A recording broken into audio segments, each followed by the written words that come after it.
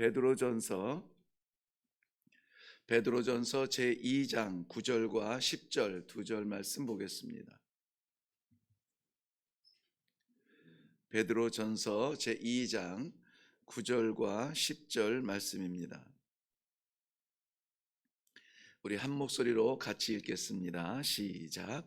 그러나 너희는 택하신 족속이요 왕 같은 제사장들이요 거룩한 나라요 그의 소유가 된 백성이니 이는 너희를 어두운 데서 불러내어 그의 기이한 빛에 들어가게 하신 이의 아름다운 덕을 선포하게 하려 하심이라.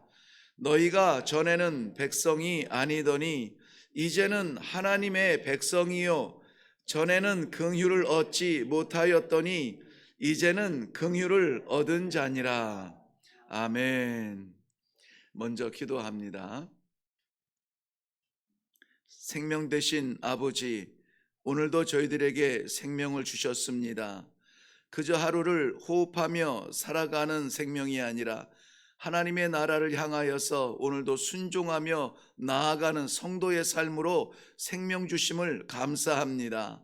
주신 하나님 뜻에 맞게 살 수 있도록 하나님의 마음을 보여주시옵시고 저희들에게 그 길 따라 순종하며 나아갈 수 있도록 이 아침에 힘을 실어 주시옵소서. 오늘 종일 동안 주를 찬양하며 살아가는 복된 성도의 삶이 되게 하여 주실 줄로 믿사옵고 예수님의 이름으로 기도하옵나이다. 아멘. 네, 오늘 베드로전서 2장은 25절까지 되어 있는데 크게 두 부분입니다. 오늘 읽은 9절 10절을 마지막으로 전반부에서는 우리의 신분을 말씀해 주고 있고요. 그러나 그 신분을 얻을 수 있는 배경과 신분을 받은 사람으로서의 사명도 포함하고 있습니다. 그리고 나서 11절 이후의 내용에는 그러한 사람들이 세상에서 어떻게 살아가야 될까 하는 것을 기록해 주고 있습니다. 성도로서 이 세상에 살아갈 때 우리는 어떻게 살아가야 되는가? 좀 어떤 극단적인 사종교에서 기독교라고 말할 수 없기 때문에 사종교에서는 이 말세에 우리의 순결을 지키기 위하여서 세상으로부터 분리되고 떨어져서 우리 안에 그러한 거룩한 삶을 살아야 된다라고 하는 미명 아래서 분리된 삶을 삽니다. 거룩이라고 하는 것은 분명한 분리의 의미가 있지만 삶의 현장까지 동떨어져서 숲속이나 계곡이나 동굴이나 광야나 이런 데로 들어가라는 말씀은 아니에요. 저희들에게 이 세상에서 빛되고 소금되라 하신 그 사명의 현장을 우리들에게 보여주시고 그곳으로 살아가는 그의 백성들 보내기 아깝지만 하나님께서는 기꺼이 우리를 그 자리로 보내주시는 것입니다. 그래서 그 삶의 자리에서 빛되고 소금되는 사명을 감당하는 것이 성도의 삶이죠. 그런데 어떻게 잘 사는 것도 중요한데 내가 누구인가를 아는 것이 더욱 중요합니다. 내가 총을 얼마나 잘 쏘느냐 하는 것도 중요한데 내가 군인인가 하는 것도 먼저 알아야 됩니다. 군인의 신분도 아닌데 총 잘 쏜다고 마음대로 휘두를 수가 없는 것이죠. 그렇기 때문에 우리의 사랑하는 성도님들께서는 내 성도의 신분이 어떤 것인가, 나는 어떤 존재인가에 대하여서 오늘 말씀 너무 잘하는 말씀입니다. 아주 간단한 말씀이에요. 설명을 더할 것도 없고 해석할 것도 없습니다.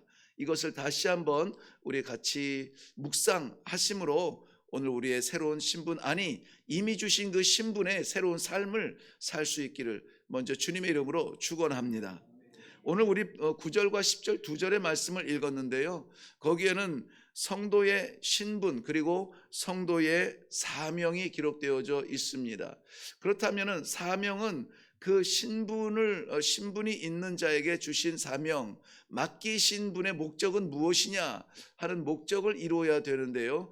이 세 가지를 우리 조심스럽게 살펴보려고 합니다. 먼저는 성도의 신분을 뭐라고 했느냐? 너희는 왕 같은 제사장이요. 바로 답이 나오죠. 예, 왕 같은 제사장이라고 하는 것은 우리 신분이기도 하면서 동시에 사명입니다. 우리 10절에 한번 가서 볼게요. 너희가 전에는 백성이 아니더니 이제는 누구요? 하나님의 백성이라 이렇게 말해주고 있습니다. 하나님의 백성 되었다. 이것은 이스라엘 백성들이 굉장히 이렇게 감격스럽게 들을 수 있는 말씀이에요. 왜냐하면 호세아서 1장 호세아 선지자를 통하여서 이스라엘 백성들은 긴장스러운 하나님과의 관계에 시간을 보낼 수밖에 없었는데요. 그럼에도 불구하고 하나님께서 호세아서 1장 9절과 10절 말씀에 이렇게 기록하고 있습니다. 여호와께서 이르시되 그의 이름을 로암미라 하라. 로암미라고 하는 것은 선지자 호세아가 음란한 여인 고멜과 결혼을 하여서 낳은 세 번째 아들의 이름입니다. 로암미라 하라. 너희는 내 백성이 아니요 나는 너희의 하나님이 아닐 것임이니라. 그러나 여기 중요하죠. 그러나 이스라엘 자손의 수가 바닷가에 모래같이 되어서 헤아릴 수 없고 셀 수도 없을 것이며 전에 그들에게 이르기를 너희는 내 백성이 아니라 한 곳에서 그들에게 이르기를 너희는 살아계신 하나님의 아들들이라 할 것이라. 아멘. 이스라엘 백성들의 그 음란한 영적 생활, 즉 하나님을 순전하게 섬기지 못하고 하나님보다 사랑하는 다른 것을 붙들고 인생의 전부로 여기며 거기에 목매였던 저들의 삶을 하나님께서 채찍으로 때리실 때에 호세아 선지자를 통하여서 경고하고 계셨죠. 로암미라. 내 백성이 아니라. 그런데 바로 그곳에서 하나님께서 다시 회복시켜 주시는데 내 백성이라가 아니라 내 아들들이라 이렇게 말씀하고 있어요. 그래서 오늘 너희는 하나님의 백성이요라고 했던 이 백성들은 역시 하나님의 아들들이라라고 하는 신분의 회복을 말씀해주고 있는 것입니다. 우리의 형편, 우리의 상황은 어떤지 몰라요. 그럼에도 불구하고 우리의 신분에 대해서는 분명히 아는 것이 중요합니다. 우리는 하나님의 백성입니다. 오늘도 어디를 가서 무엇을 하든지 우리는 하나님의 백성으로 살아가게 될 것입니다. 생각하는 것을 하나님의 백성처럼 생각하십시오. 결정하는 것을 하나님의 백성처럼 결정하십시오. 이 하나님의 백성을 하나님은 좀 더 적극적으로 표현하여 주셔서 하나님의 아들들이라 그랬습니다. 제가 어렸을 때에 잠깐 다른 이야기입니다만은 저희 아버님께서 목회를 하셨습니다. 어렸을 때는 왜 그렇게 목사의 아들이라는 말이 그렇게 싫었는지 몰라요. 동네에서 작지 않은 그러한 그 섬김의 교회였기 때문에 소문이 좋았습니다. 그래서 누구나 다 교회를 안 다니는 사람들도 저분은 어떤 교회 목사님이셔. 아이고 목사님하고 동네에서 믿든 안 믿든 모든 사람들과의 관계가 좋았습니다. 그러니까는 자연스럽게 그 아들 된 이 막내, 제가 막내거든요. 막내인 저도 원하지 않게 다 알려진 인물이 되었습니다. 그래서 조금만 뭘 잘못하면은 야, 너네 아버지 목사인데 그러면 되겠냐? 교회 안에서도 목사의 아들이 이러는데 저는 그게 그렇게 참 어려웠어요. 불편했습니다. 지금 생각해 보니까는 그게 왜 불편했냐면은 내가 목사의 아들답게 살지 못했을 때예요. 쌈박질하고 문제를 일으키고 껄렁껄렁하게 다니고 옷도 이렇게 좀 점잖게 못 입고 막 희한한 옷을 입고 막 이런 모습이 있을 때 목사님 아들도 이렇게 입어? 목사님 아들도 그렇게 말해? 목사님 아들도 그렇게 살아? 라는 이러한 비교가 되는 것이 너무 싫었던 것이죠. 그래서 목사의 아들 되었던 것이 지금 후회가 되는 것이 아니라 목사의 아들답게 살지 못한 것이 지금 너무나 후회가 돼요. 좀 더 바르게 살 걸, 좀 더 정직하게 살 걸, 좀 더 이렇게 건전하게 살 걸 하는 그러한 후회가 있습니다. 오늘 사랑하는 성도 여러분이 살아가는 이 하루는 하나님의 아들들, 하나님의 자녀로 살아가는 삶입니다. 먼 훗날 하나님 앞에서 오늘의 하루를 후회하지 마시고 오늘 하나님의 자녀답게 살 수 있기를 바랍니다. 자녀답게 생각하시고, 자녀답게 말씀하시고, 자녀답게 꿈을 꾸시고, 자녀답게 결정하실 수 있는 귀한 하루가 되시기를 주님의 이름으로 축원합니다. 하나님께서는 그의 자녀를 삼으실 때 거저 삼으시지 않으세요. 저희 아버님도 저희에게 기대가 있으셨겠죠. 그런데 제가 그 기대를 미치지 못할 때는 자꾸 아버지를 피해 다녔던 그런 그 기억이 있습니다. 우리도 마찬가지예요. 하나님께서 우리에 대한 기대가 있습니다. 그래서 이 땅 위에 보내셨고, 그래서 이렇게 기도하게 하시고, 그래서 이렇게 믿음의 공동체로 내가 홀로 싸우는 싸움이 아니구나, 주와 함께 나가는 이 길에 내게 신앙의 공동체가 있구나, 기도의 공동체가 있구나, 이것을 깨닫게 하여 주시는데요. 그러면은 우리의 오늘 삶 가운데 기대하시는 하나님의 자녀로서의 사명은 무엇이냐? 그것이 오늘 구절 말씀이 우리의 너무 잘 아는 것입니다. 너희는 택하신 족속이요 그랬습니다. 택하신 족속은 신분이라기보다는 사명입니다. 족속이라고 하는 말은 혈통이라는 말이고요. 이것은 족보 속에서 나타나는 이야기입니다. 아브라함의 혈통을 받고 이어가는 이스라엘 백성들은 이스라엘 백성됨을 자랑스럽게 여겼습니다. 우리는 그 종이에 먹물로 쓴 혈통의 족보에 올려진 것이 아니라 예수 그리스도의 십자가의 보혈로 말미암아 복음의 혈통의 백성이 된 사람들입니다. 우리는 하나님께서 택하신 족속이요, 하나님께서 이 시대에, 동시대에 살아가는 80억 가까운 사람들이 살아가는 이때에 예수 그리스도의 십자가의 보혈을 믿고 사모하며 그 길을 걸어가겠다고 믿음을 고백하는 믿음의 혈통의 사람들이 된 것을 확실하게 믿으시기를 바랍니다. 저는 오늘 자꾸 가정 얘기를 하네요. 저희 어머니 김자 명자 숙자 어머니가 제 친모인 것을 굳이 동사무소에, 요즘 동사무소 아니고 주민센터에 가서 이거 띄워보지 않아도 나는 알겠어요. 띄워보지 않아도 합니다. 우리가 복음의 혈통에서 예수 그리스도의 사람이라고 하는 것은 어디 가서 확인해 보지 않아도 돼요. 우리 안에 그 마음이 있고 우리 안에 그 믿음과 복음의 그 혈전이 흐르고 있다는 사실입니다. 그래서 하나님이 아니면은 안 될 것 같고 외롭고 고독한 자리에서는 아버지의 품이 그립듯 기도의 자리가 그리워지고, 이렇게 함께 나와서 기도하는 시간을 갖는 것, 복음의 혈통의 증거인 줄로 믿습니다.